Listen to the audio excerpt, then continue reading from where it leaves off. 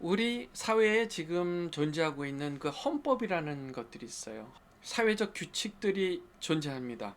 뭐 예를 들어 우리가 이제 운전하고 갈 때에 여러 가지 교통 법규들이 있는데, 이러한 헌법 또 여러 가지 다양한 법제도가 있다는 사실이 우리가 굉장히 안전하게 이 사회에서 살 수 있다는 것을 얘기해 줍니다.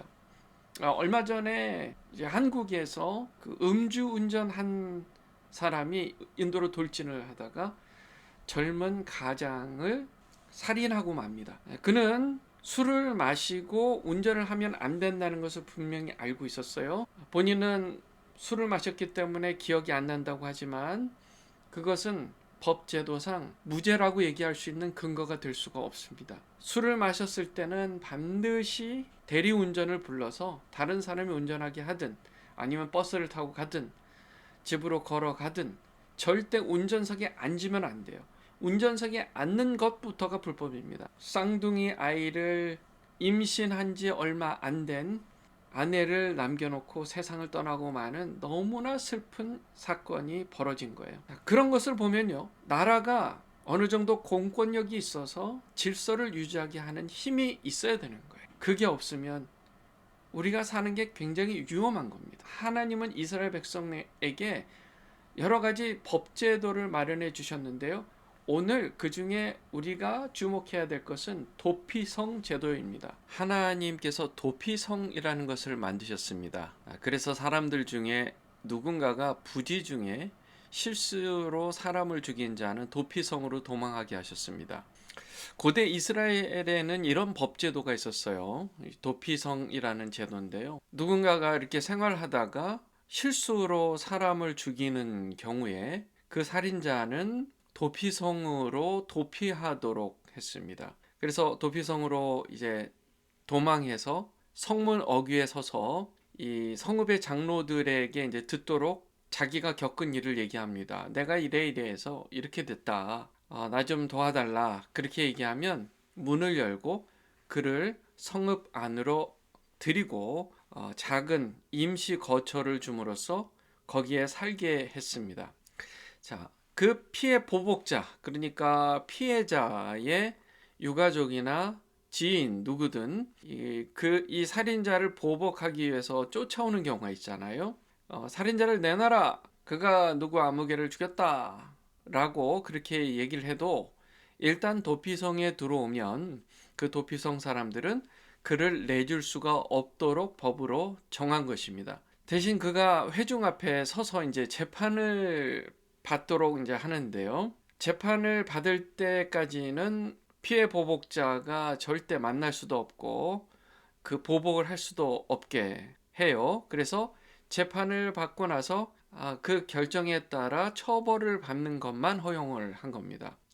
또 만약에 그 도피성에 도피했을 당시에 대제사장이 이제 뭐 나이가 들어서 죽든지 뭐 질병 때문에 죽든지 세상을 떠나게 되면 그 도피성에 이제 더 이상 거주할 필요 없이 집으로 안전하게 돌아갈 수 있도록 그렇게 한 것이죠. 이렇게 부지 중에 살인한 사람을 공평하게 재판을 받을 수 있을 때까지 피해 보복을 받지 않게 이 도피성을 만들어 놓은 것, 이것이 도피성 제도입니다. 자, 여기에는요, 하나님의 마음, 하나님의 숨은 뜻이 있어요. 두 가지로 볼 수가 있습니다. 첫째, 도피성을 만듦으로써 또 다른 범죄가 일어나지 않도록 막으신 겁니다. 자, 누군가 실수로 죽였어요. 그러니까 고의로 죽인 것에 해당이 안 됩니다. 누군가 실수로 사람을 죽였어요. 그 사람에게 대해서 악한 감정을 품고 미운 마음에 든 그런 지인이나 가족, 유가족이 만약에 그 사람을 잡아서 죽인다고 생각해 보세요. 그러면 그것은 또 다른 범죄입니다. 부지 중에 실수로 사람을 죽였어요. 그러면 보복하는 사람은 그 사람, 그 살인자, 가해자를 만약에 죽였다 생각해 보세요.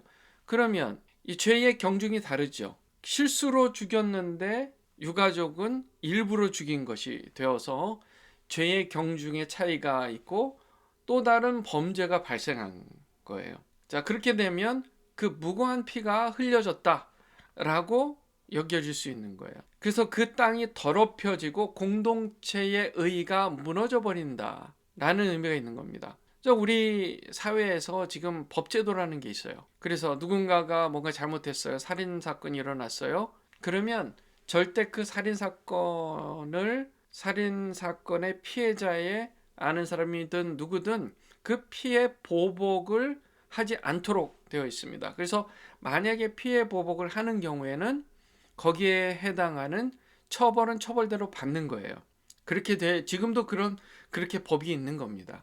그러니까 지금 현대의 헌법들, 여러 국가들이 갖고 있는 이 헌법들이 사실은 오래전에 이렇게 이스라엘에게 하나님께서 주신 이 사회법에서 온 것들이 그 뿌리가 있어요. 자, 그렇게 피가 흘려지는 것, 공동체의 복수의 악순환이 벌어질 수 있는 것, 이런 것을 막으신 거예요. 그래서 반드시 모두가 보는 앞에서 정정당당한 재판을 받도록 했습니다. 그래서 거기에 합당한 처벌을 내리도록 한 것이죠. 그래서 더 이상의 불의가 발생하지 않도록 하나님께서 막으신 거예요. 그래서 도피성을 만드신 겁니다. 그래서 재판을 받기 전에 피해 보복자로부터 안전하게 분리하도록 그렇게 만드신 게 바로 도피성입니다.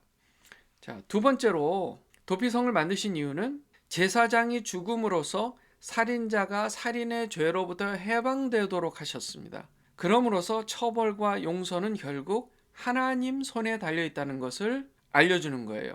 즉, 사람끼리 범하는 잘못은 곧 하나님의 공의를 침해하는 영적 범죄라는 겁니다. 우리가 사람끼리요, 내가 누구한테 거짓말을 만약에 했다고 생각해 보세요. 그 거짓말 한 것은 그 사람에 대해서 내가 잘못을 범한 거잖아요. 그런데 그 잘못은 곧 하나님의 의의를 손상시킨 잘못이기도 한 것입니다. 그래서 사람끼리 범하는 잘못은 곧 하나님의 공의를 침해하는 영적 범죄입니다. 잘못이라는 것은 사람이 정하는 바가 아니에요.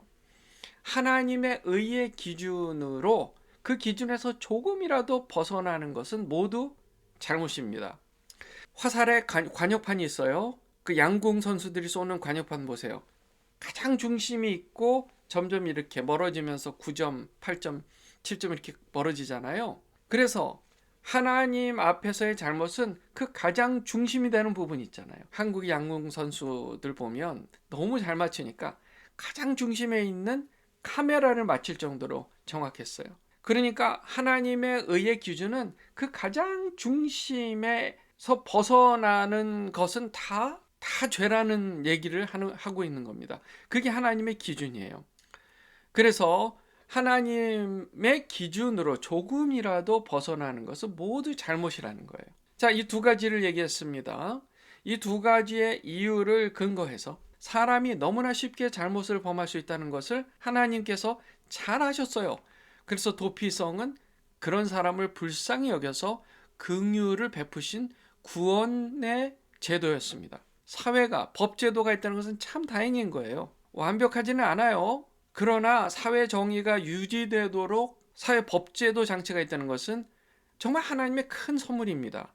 또한 개인적으로 스스로 최선을 다해서 잘못을 범하지 않기 위해서 의롭게 살기 위해서 노력을 하는 것도 너무 귀한 거고요. 공동체가 그렇게 정직하게 의롭게 잘못을 범하지 않도록 최선을 다하도록 서로 격려하는 분위기, 이것을 우리는 선진국이라고 얘기하는 것입니다. 한편 구원받아서 천국에 입성하는 얘기는 또 다른 문제예요. 하나님은 우리의 대제사장이신 예수 그리스도의 십자가 대속을 통해서 그가 죽으심으로 우리가 살도록 하신 겁니다. 도피성이라는 오래전의 그 이스라엘의 법제도가 오늘 우리에게 이처럼 아주 깊은 교훈들을 준다는 것, 이 사실이 정말 놀랍습니다. 우린 예수 없이 못 삽니다.